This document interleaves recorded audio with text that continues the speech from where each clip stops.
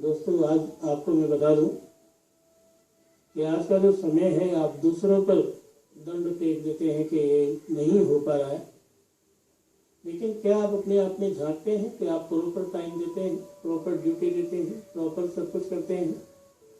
आप जिस चीज़ में भी एक्सपर्ट नहीं है, चाहे आप कोई भी कारण है, कहीं भी है, अगर आप किसी तरह से भी कमज़ोर हैं तो आपकी कमजोरी बरबस झलकती है कि आप कहीं ना कहीं इस रूप से ऐसे हैं जो दिखता है कि आप मेहनत तो करते हैं, लेकिन आप जिस तरह की मेहनत करते हैं वो आप ही को पसंद है, दूसरों को पसंद नहीं है। और इस पर हमने एक सबसे बड़ी बात कही थी कि समय से भागो नहीं, समय का मुकाबला करो। समय क्या चीज़ है? समय वो चीज़ है दोस्तों जो परिस्थिति को आपके अनुकूल कर देता है।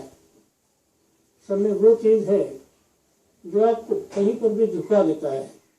समय ऐसी चीज़ है कि आपके हक में आपके सर का ताज बन जाता है। समय ऐसी चीज़ है जैसे ये कहा जाए कि आदमी समय का हीरो है। आज के इस युग में आप किसी को ये नहीं कह सकते कि बहुत छोटा है, न मालूम उसमें कौन सी चीज़ कहाँ पर कलाकारी की बैठी है। और जब जहाँ पर किसी भी चीज़ में कोई चीज़ बैठी है, दमदार है, तो वो जरूर कहीं ना कहीं अपना प्रभाव दिखाती है। आज के इस युग में हम हमेशा अपनी ज़रूरतों को देखते हैं कि हमारी ज़रूरतें क्या है, लेकिन हमारी जो ज़रूरतें हैं वो हमने पैदा की हैं। हमें मालूम है कि हमें ज़रूरत कितनी है, और उसके आधार पर अपने जीवन को तय करते हैं कि हमारे जीवन में अब हमारी जो ज़रूरत है उसका जलवा क्या है, उसके एक्सपेक्टेशंस क्या है। क्या आपने कभी सोचा है दोस्तों? कहते हैं जब समय ही किसी का बलवान होता है तो आदमी किसी से झुकता नहीं है, और समय किसी का खराब होता है तो राजा से रंग बनने में पल भर का समय भी नहीं लगता। कहावतें तो बहुत सारी हैं और उन कहावतों पर दुनिया और संसार चलते हैं। कहते हैं किसी समय में जब आदमी का बोलबाला होता है तो लोग ऐसा कहते हैं कि भाई फलाने व्यक्ति का 100 कोस तक नाम है, और जब किसी का समय खराब होता है, उससे कोई गलत काम हो जाता है, तो ये कहते हैं कि अरे ये तो था ही ऐसा। तो है ना समय की विडंबना। समय से भागो नहीं, कारण यही है अगर आप बुराई से भागोगे कहीं नहीं भाग सकते। आप जहाँ कहीं भी जाओगे वहीं पर बुराई खड़ी आपका स्वागत करेगी, क्योंकि वेलकम, आइए, आपका स्वागत है। और अगर आप बुरे समय में डटकर मुकाबला करोगे, अपने आप को सिद्ध करोगे कि आप कैसे हैं, क्या हैं, कहाँ हैं, तो आप देखोगे कि आप तो कहीं भी किसी से भी कम नहीं है। और सच बात तो है दोस्तों कि आपके अंदर समय ने इतना कॉन्फिडेंस दिया है, वक्त ने इतना भरोसा दिया है जो किसी भी तरह से खत्म होने वाला नहीं है। कहते हैं हमारा समय खराब चल रहा है, हम अपने बुरे समय को कैसे ठीक करें।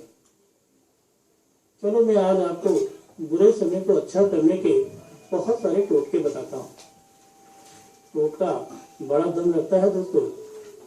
हम भी सोचते थे माँ पता नहीं हमें कैसी कैसी बातें करती है, लेकिन हमारी माँ ने जो हमें बताया हम सुनकर हैरान हो गए। सही मायने में तो हमारी माँ भी हमारी गुरु है। अब हमारी माँ के पास ऐसी नॉलेज कहाँ से आई, हमने पूछा तो हमारी माँ ने हमें बताया ये सब बेटा हमें पूर्वजों ने बताया है, मेरी सास ने बताया है, या उनकी माँ ने बताया है, या उनके बहन ने बताया है। बातें भी सुनो तो मालूम पड़ता है अरे हम तो बड़े अच्छे हैं। आइए उन्हीं टोटकों को आपकी नज़र करते हैं, आपको भी बताते हैं कि ऐसा कौन सा टोटका है जिसे टोटका कहते हैं जिसकी वजह से आपके घर परिवार में खुशियाँ आती हैं। और कहते हैं जब किसी के घर में खुशियाँ आती हैं तो वो व्यक्ति खुशियों से झूमने लगता है। एक माली है और उसके पेड़ पर फल नहीं लगता है, बड़ा दुखी होता है, परेशान होता है और कहता है शायद मेरी जिंदगी की मेहनत बेकार जा रही है। आपका जीवन भी कुछ इस तरह का है दोस्तों कि आपके जीवन में अगर कोई फल नहीं लग रहा है, आप फलित नहीं हो रहे हैं, आप कमा नहीं पाते हैं, आप अपने जीवन में फल फूल नहीं हो रहे हैं, संतान नहीं है, आप अपना मकान नहीं बना पा रहे हैं, आप मेहनत करके भी खाली बैठे हैं, तो इसका मतलब है आपको हमारे महत्वपूर्ण टोटकों की आवश्यकता है। चलिए बताता हूँ माँ के खूबसूरत टोटके कि माँ ने ऐसे हमें क्या बताया। माँ कहती थी बेटा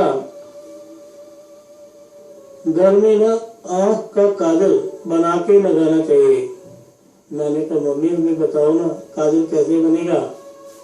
मम्मी ने हमें बताया कि बेटा नीम के कोमल पत्ते ले लो, कपोल पत्ते जो बिल्कुल मुलायम मुलायम से होते हैं ना, ऊपर लगते हैं, उन्हें तोड़ लो, सिलबट्टे पे पीस लो और रुई के साथ लपेट दो। रुई के साथ उसे मिल के बत्ती बना लो, सरसों के तेल में जलाओ। कच्चे तवे पर जो कच्चा मिट्टी का बर्तन होता है, मटके का ढक्कन जैसा, उसे सकोरा बोलते हैं, उसमें ले लो, सरसों का तेल लगाओ, आँख में काजल डालो। ये तो बन गया पल्लीदार काजल। ये मेरी माँ का काजल। अब मैंने कहा माँ ये आपको कोई नुकसान तो नहीं पहुँचाएगा। कहते नहीं बेटा ये क्यों नुकसान पहुँचाएगा। बात सही थी, हम तो उसी का नजारा देखते थे। हमने देखा बच्चा बहुत रो रहा है, मेरी माँ ने उसके ढिढोरा लगा दिया, माथे पर एक काले रंग की बिंदिया। ये क्या है माँ। कहते बेटा ये नजर का ढिढोरा है, इससे नजर नहीं लगती है। क्या मम्मी जी माथा काला हो गया। कहते नहीं बेटा ये काला नहीं हुआ है, जो भी इसे देखेगा सबसे पहले इसके माथे पर लगे हुए काले टीके को देखेगा जो इसकी नजर जाएगा। आजकल की माएँ ऐसा नहीं करती है। मॉडर्न जमाना आ गया ना, बहुत सी चीजें नई आ गई है, लेकिन चीजें कितनी भी नई आए जमाना वही रहेगा जहाँ से चालू हुआ है। बच्चे वही हैं जहाँ से जन्मे हैं, बच्चे वैसे ही हैं, नजरें वैसी ही हैं। नजरें तो और भयानक हो गई हैं। मेरी माँ कहती थी अगर बच्चा बहुत चीख मार के रोता है, झटके खाता है, तो इसकी आंखों में बड़ा बड़ा काजल लगा दो। वाकई में मैंने बहुत से बच्चों की आंख में देखा, जानबूझ के फैला के काजल लगाते हैं। मैंने पूछा ऐसे कैसे, फूहड़पन से काजल लगाया है। अरे फूहड़पन से काजल नहीं है बेटा, ये तो काजल का स्टाइल है, यही तो नजर को दूर भगाएगा। नजरों में नजर बैठ जाए तो नजरें खराब हो जाती हैं, बच्चे का चरित्र खराब हो जाता है, बच्चे की आँख खराब हो जाती है, बच्चे की बुद्धि खराब हो जाती है। बड़ा अच्छा लगा। आगे मैंने देखा कि हमारा जो वो बच्चा है ना, चलना नहीं था, चलता था गिर पड़ता था। मेरी माँ ने क्या किया, पाँव के दोनों तलवों में छोटा छोटा काजल का टीका लगा दिया। मम्मी ये क्या किया आपने। अरे बेटा अगर ये चलेगा ना तो धरती माता की नजर लग जाएगी। धरती माँ कहेगी मेरा बेटा चल रहा है, मेरा बच्चा चल रहा है, और धरती पे गिरेगा तो चोट नहीं लगेगी। सच बात हुई, बच्चा खुदक खुदक के भागने लगा। अभी इतना दौड़ता है, बैठता नहीं है। मैंने देखा वो काजल का क्या नजारा था कि बच्चा चलता है। बच्चे की कहाँ कहाँ काजल लगाया माँ ने। मैं तो हैरान था देखे जब मेरी माँ ने एक कनकती पहनाई, कमर में भी एक नजरिया पहनाया, एक लंबा सा उसमें लटका हुआ सा काला मोती, छोटा सा चक्कू, छोटा सा चंद्रमा, बड़ा अजीब सा लग रहा था। लेकिन माँ बोली अरे तुझे नहीं पता, जिस पर चंद्रमा सवार होते हैं राजा के बेटे होते हैं। बात सही थी। आज हमारे फेमस होने में माँ का बहुत बड़ा हाथ है।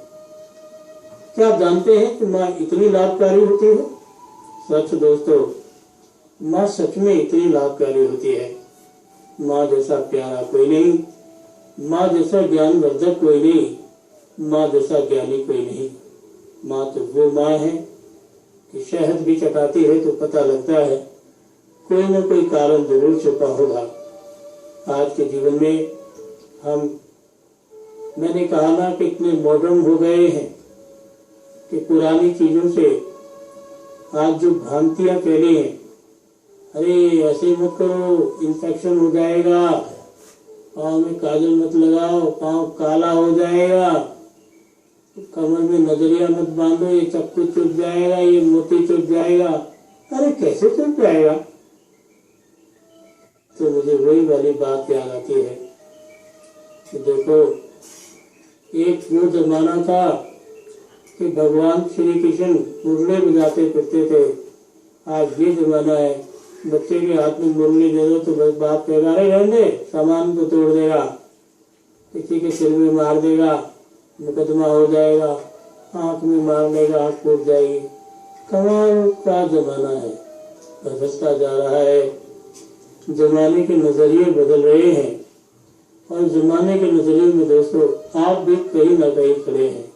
जब आपके जमाने में, आपके जीवन में ये चंद लम्हे जुड़ जाएंगे, आप अपने भविष्य को ऐसे देखेंगे जैसे चीनी के गिलास में, जैसे पानी के गिलास में एक चम्मच चीनी डाल देते हैं और वो घुल जाते हैं।